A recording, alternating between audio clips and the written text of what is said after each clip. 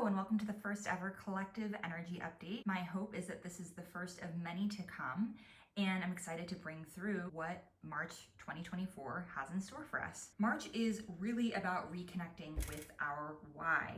There is wisdom to having a reliable routine and habits that build a sense of safety. That said, it's a time to question whether those habits and rituals are still serving you.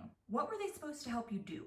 Make sure that you are in each day doing things that add up to a life you actually want to live instead of just going through the motions. In some instances, you may have already achieved your mission. Those habits have already served you, and others, your intentions and goals may have shifted. So really come into alignment with your heart, go within and ask what your heart truly wants, and then readjust your routines and normal actions around that. This is really about building your life into a moving prayer so that what your heart desires is actually being embodied in the actions that you take each and every day. The challenge or the lesson of March is all about inner union and harmony, a rebalancing of things so that you can acknowledge and uplift the parts of yourself that you personally find interesting or unique or fun, not just the parts of you that others deem valuable or useful or acceptable. Really dial into the facets of yourself that you want to bring forward more, that uplift you,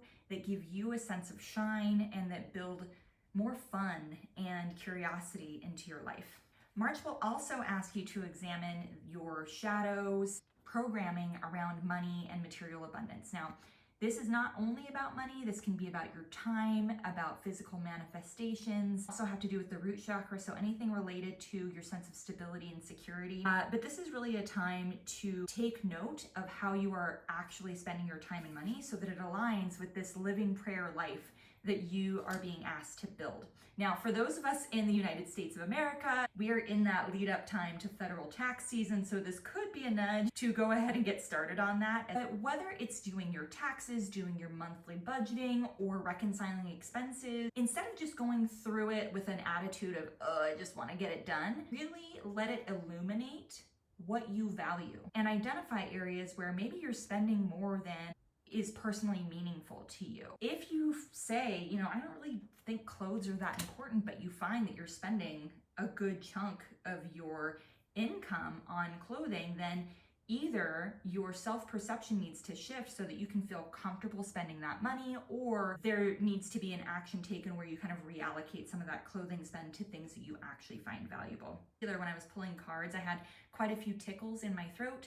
So this could have to do with speaking up for things that you actually value and using your voice. In March, we are also releasing traditional beliefs around competency and wealth.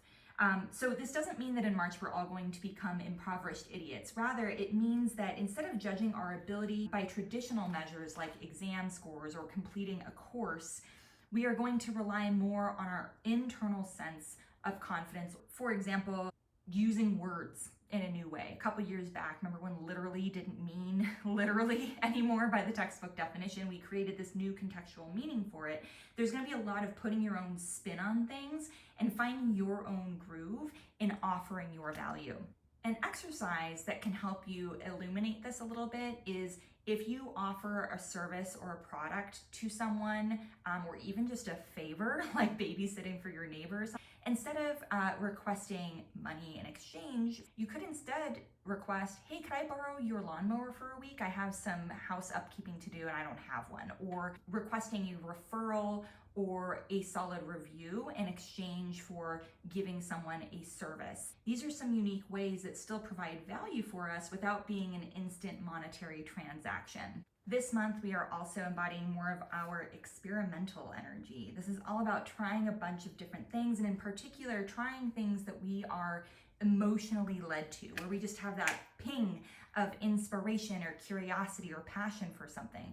A lot of times, those brief moments of inspiration just kind of go by the wayside because we don't stop to pick them up. But March is really a time where you're being asked to create spaces where you can act on those impulses a little bit more.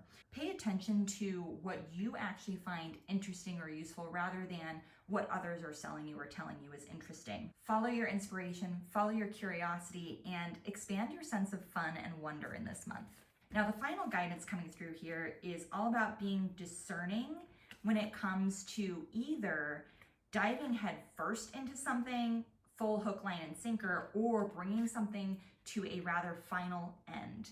Now, it can be easy to misinterpret that as, oh, okay, well, slow and steady wins the race, don't rock the boat. And that's actually not at all what I'm saying. The whole month of March is about experimenting and trying stuff. But it's not really a time to make big, sweeping decisions that are difficult to reverse or backtrack. It's a time where we want to keep a lot of doors open, a lot of methods running in parallel, and seeing what seems to spark, rather than trying to walk through one door and getting the one right decision or landing on one experiment that we optimize and repeat over and over again. March is about playful energy, and yeah, you might get a little bit burned in the process. Not all experiments are successful, but you're sure as heck gonna learn a lot more about what it is you like and what it is you find interesting and unique, rather than continuing to just stick with the same old, same old. Final closing message for you. This is a mantra from Billy Chapada's Reclamation deck.